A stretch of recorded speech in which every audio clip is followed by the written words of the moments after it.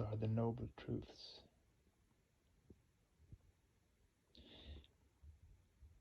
The subject of today's discourse is, what are the noble truths?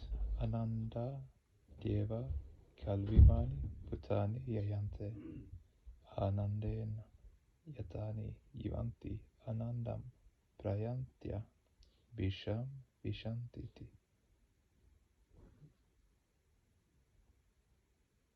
This universe has emanated from the Supreme Bliss or Anandam. It is being maintained in Anandam and will finally dissolve in Anandam. Some people say that this universe is full of sorrows. There is no joy in it. About 3,000 years ago, many philosophical queries first sprouted in the human mind. Prior to this, there were scriptures, but no philosophical treatises. Acharya Kapila was the first philosopher. Out of great admiration, people used to call him Adi Vidwan, the first scholar. According to some persons, truth is fourfold. Chaturya Satyam. What are those four noble truths? 1. Sorrow. 2. The cause of sorrow. 3. The cessation of sorrow. And 4. The means to the cessation of sorrow. Now, what was the overall outcome of this pessimistic outlook? The viewpoint of looking upon the world as filled with sorrow. People became victims of an escapist psychology and began to renounce home and hearth. They wanted to relinquish all their allotted duties and escape, but where? There was no answer. In an attempt to escape from one's sins and misdeeds, you may retire to the Himalayas from Kanpur, but you cannot go beyond that. So the question arises, where will you escape to? Suppose you commit some wrong, and to escape the evil outcome of those misdeeds and avoid punishment, you try to hide yourself in the sky, or in an unknown place, or at the bottom of the sea, or in a mountain cave.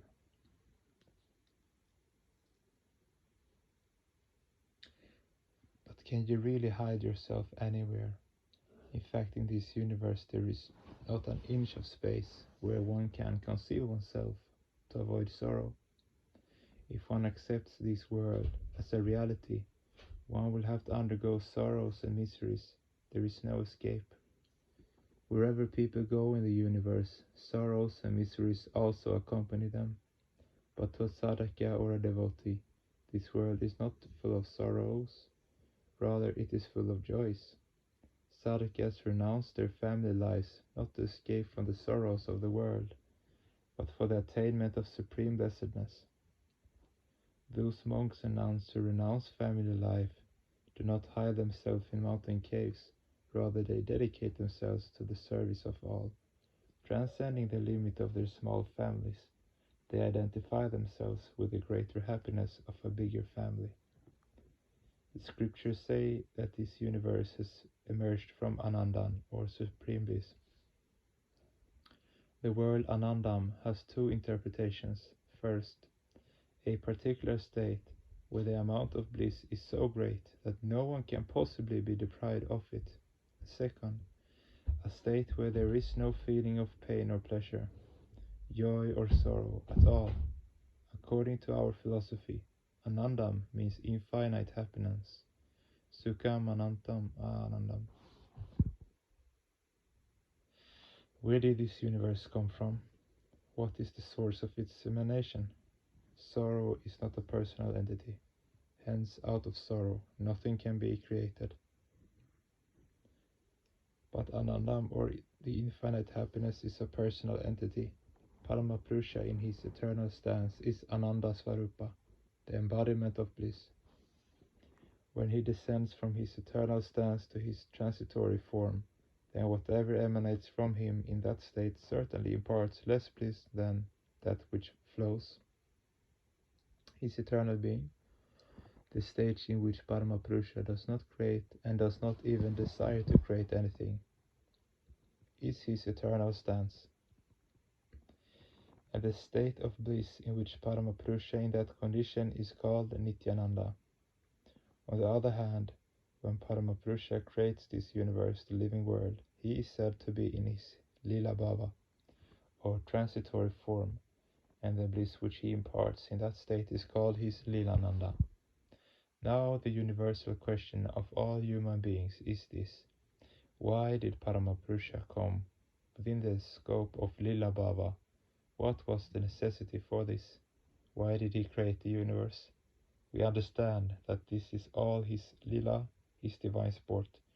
He has no doubt created human beings, animals, and so many finite objects. But after all, these microcosms are undergoing a great deal of suffering with regard to their food, clothing, housing, education, medical care, etc. Had he not come within the scope of Lila Bhava, had he not created this universe, this problem would not have arisen at all.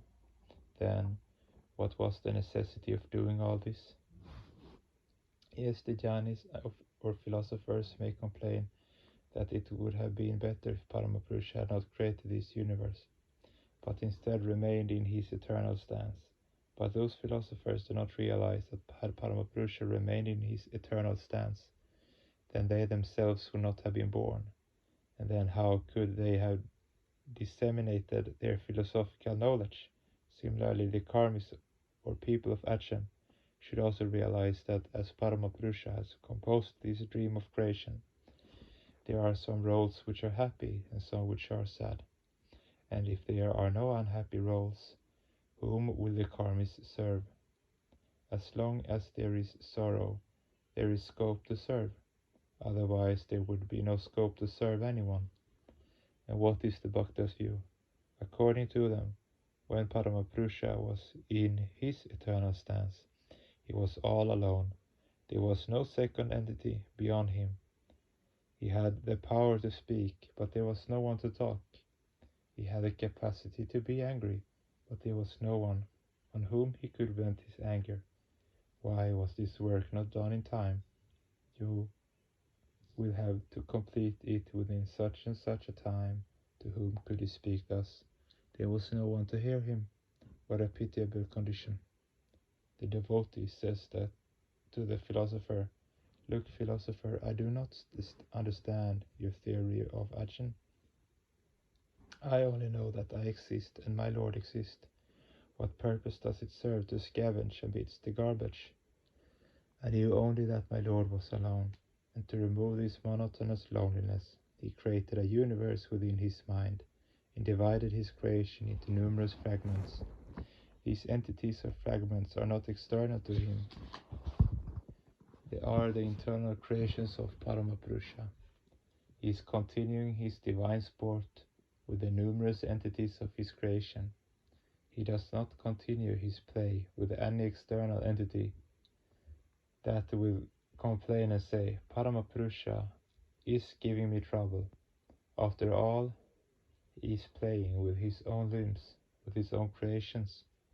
Therefore, no one has anything to complain about.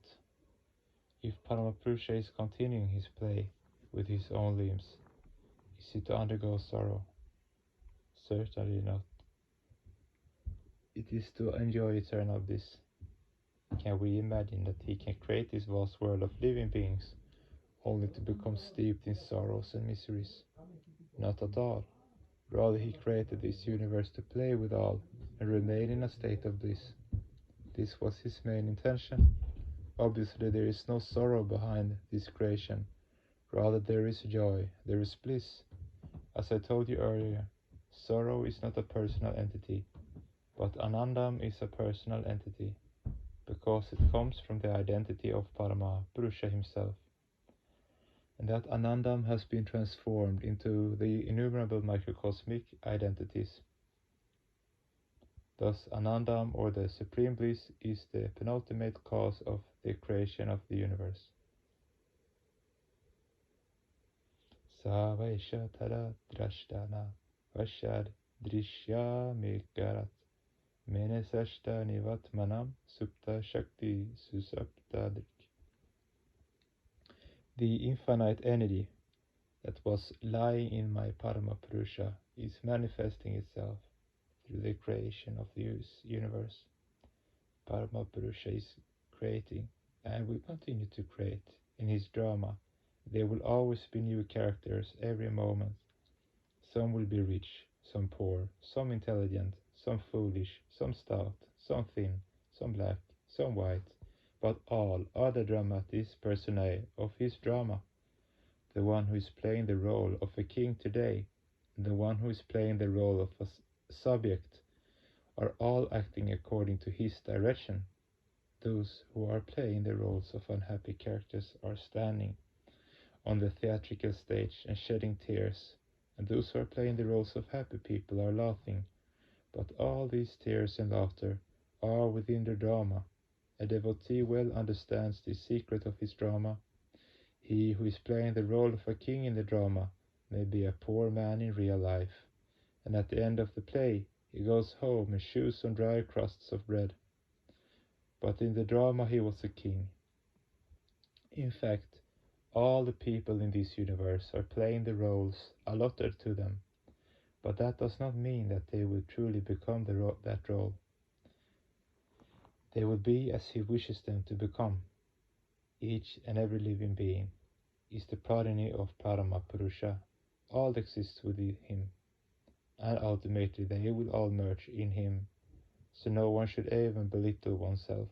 A drop of water and the entire quantity of water in the ocean are all the same water.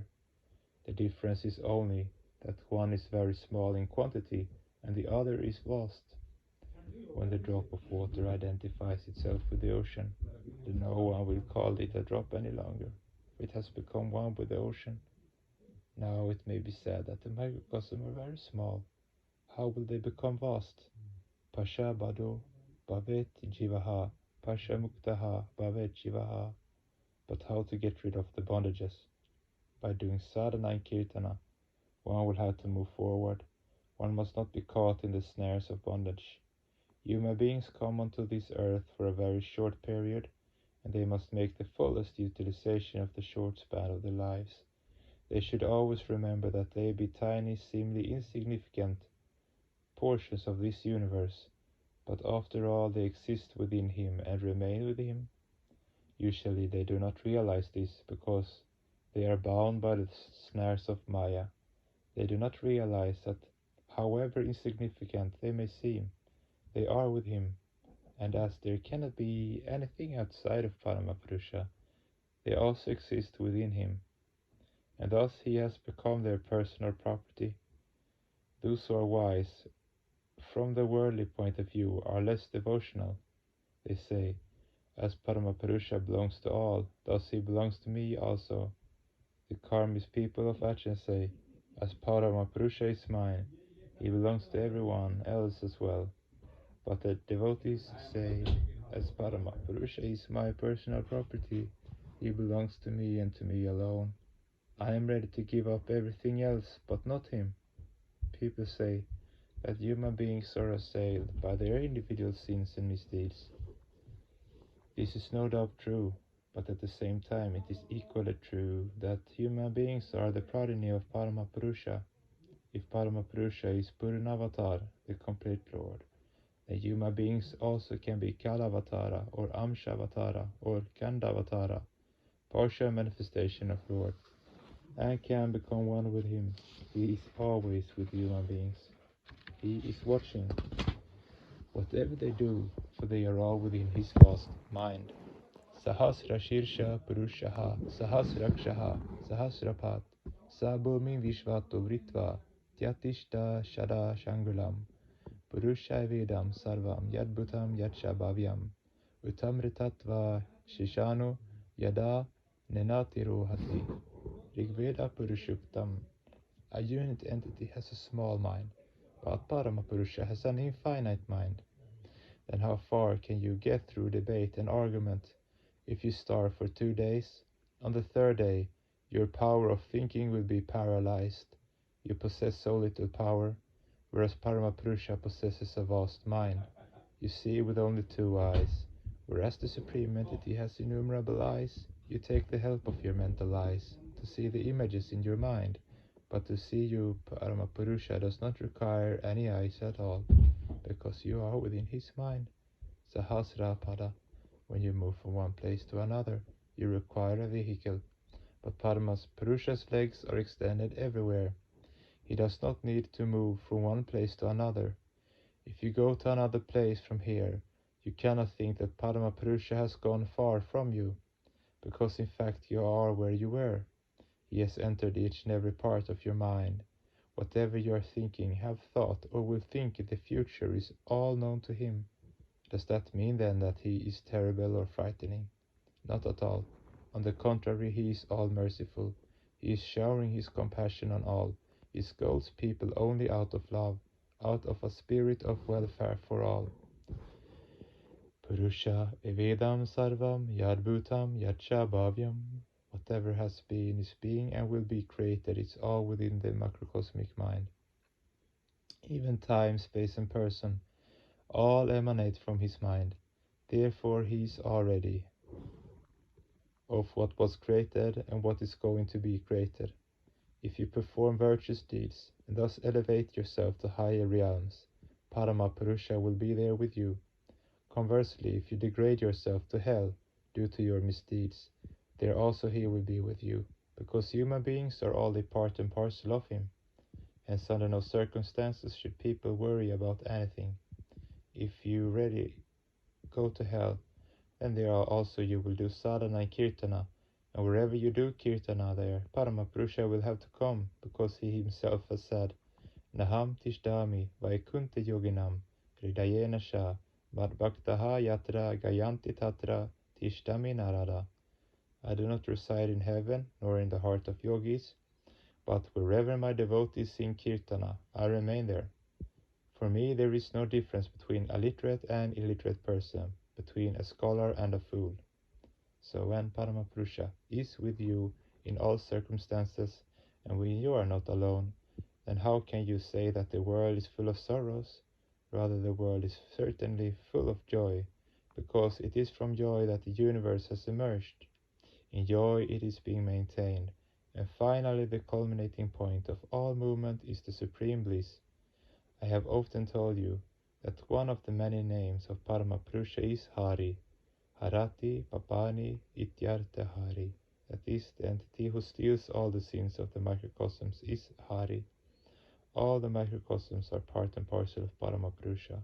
All are his progeny, his dear children.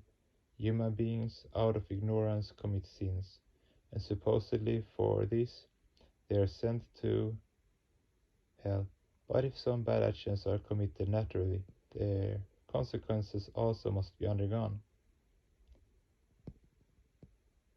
One who attains an animal life as a result of one's sins will have to undergo many afflictions in that animal birth. Purusha dearly loves his children, and thus he sometimes scolds them and tries to rectify them through punishment. Certainly he cannot want his sons and daughters to undergo pains and troubles.